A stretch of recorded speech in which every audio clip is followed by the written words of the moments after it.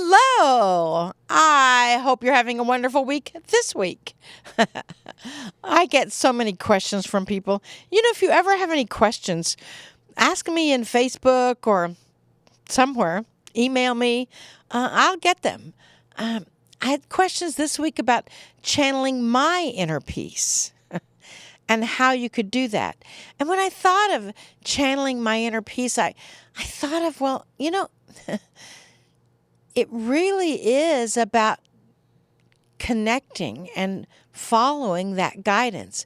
And it reminded me of a time that was so heartfelt and magnificent. It was actually for the 7/17 of 2007.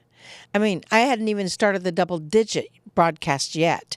They didn't come till 9/9 of 09. But to channel my inner peace, I really connected with it on 7/17 of 2007. In my guided writing, because I was doing guided writing every day at that time, I got that I was supposed to go down to the lake. I lived in Rockaway Beach at that time, and I was supposed to go down to the lake at sunrise. And I thought, sunrise? Are you kidding? It comes up at 5 o'clock in the morning. I would have to get up at 4:30. But to channel your inner peace, you do get to follow guidance. So I got up at 4:30, put on my public pajamas, and toddled the 4 or 5 blocks down to the lake. And there was a little park by the lake. And when I got there, the lake and the neighborhood was completely engulfed in fog. I mean, not just a little fog, but fog so much that I didn't see the park bench until I was like less than 5 feet from it. But I was following my guidance. So I sat down in the middle of this fog and I thought, sunrise? What's the deal with sunrise? I can't even see the sun. But I sat there anyway. And as I sat there, listening to the gentle movement of the lake, the lapping on the edge and feeling the mist and every once in a while a distant dog barking, I just felt that sense of inner peace. And then I heard a little sound, a twig or something, over my right shoulder.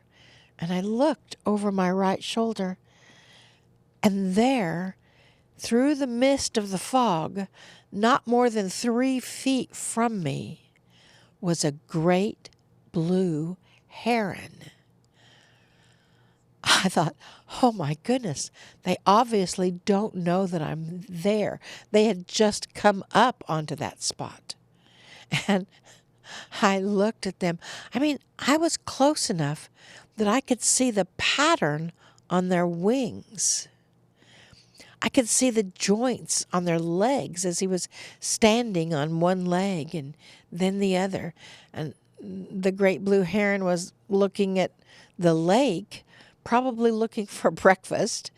And I was watching him. It was so peaceful and magnificent. Then, as the fog began to clear, I'm sure the great blue heron tilted his head and looked over at me with a start because I don't think he knew that I was there. And I thought, wow, that is a sign of inner peace. I really will always remember that feeling when I got still enough to let my inner peace expand to a great blue heron. Then, of course, I had to ask for what the message of a great blue heron is. A heron is about balance. They balance on one spindly little leg and then the other.